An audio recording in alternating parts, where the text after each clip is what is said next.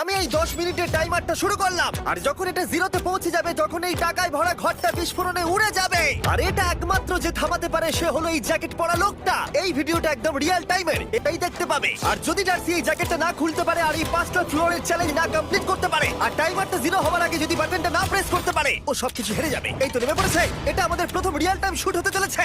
আমাদের তাড়াতাড়ি করতে হবে, তাড়াতাড়ি। চলো চলো চলো, এটাকে বন্ধ করতে হবে। দাঁড়াও, ও এত তাড়াতাড়ি জ্যাকেট খুলে বেরোলো কি করে? দেখো সেটা আমি জানি না, কিন্তু এই ফ্লোরটা আরো বেশি কঠিন। আরে এর থেকে বেরোনোর জন্য তোমাকে লক পিক দিয়ে এর তালাটাকে খুলতে হবে। তাই হোক, যেহেতু এটা 100% রিয়েল টাইম ভিডিও, তাই এখন থেকে তোমরা পুরো ভিডিওতে ডার্সিকে পাশের কর্নারে দেখতে পাবে যে ও কি কি করছে। আর আপাতত 1 মিনিট কেটে গেছে, আরো এখনো 5 নম্বর ফ্লোরেই আছে। কিন্তু মনে রাখবে ওকে বাকি 4টে ফ্লোর কমপ্লিট করতেই হবে সময় শেষ হবার আগেই, বাটন এখানে রয়েছে।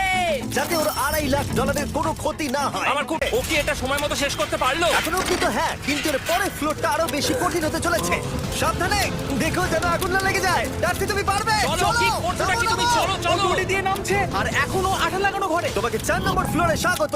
তুমি পারবে। ও 4 নম্বর রুমে ঢুকে গেছে। এটা ফ্লোর নাম্বার 4। এটাতে কি ঠিক আছে, হবে? তাহলে এই পুরো ফ্লোরটাতে আঠা লাগানো আছে। ওকে এই মাঙ্কি বারগুলোতে ঝুলে ঝুলে এই ফ্লোরটাকে পার করতে হবে। আর বলে রাখি, এই আঠার উপর দিয়েও হেঁটে একেবারেই যেতে পারবে না। তোমাকে মাংকি বারে ঝুলেই যেতে হবে। তুমি পারবে বন্ধু। চলো কাম অন ডার্সি, এগিয়ে করে দেখাও যাও। এটা। 2 মিনিট কেটে গেছে।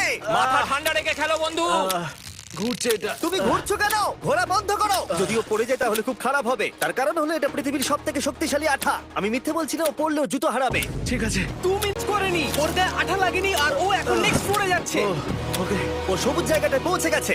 আর এবারও সব থেকে দারুণ ফ্লোরে যেতে চলেছে। আমাদের নিচে নামাও। এই দেখতে রুমটা থাকো, কি আছে? এখন ওপর থেকে নিচে লাফাবে। যে সে নামলো ফ্লোর 3 তে, যেটা হলো বোল্ডার রুম। এই ফ্লোরটা বেশ সহজ। ওকে। ঠিক আছে ডার্সি, ওই বড় বোল্ডারটা দেখতে পাচ্ছো? হ্যাঁ।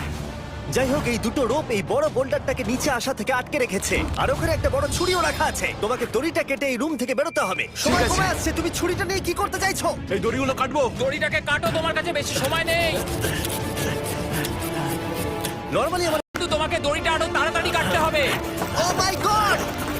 ও, ওর শেষ রূপটা কাটা প্রায় হয়ে গেছে। ডার্সি, বোল্ডারটাকে নিচে ঠেলে দাও রাম্পে। তাহলে কি বোল্ডারটা? দাঁড়াও, তুমি দেখতে পাবে। আচ্ছা আচ্ছা, ঠিক আছে। এখন বোল্ডারটা ঠেলছে। একটু পিছিয়ে এসো, এটা কি? সাবধানে।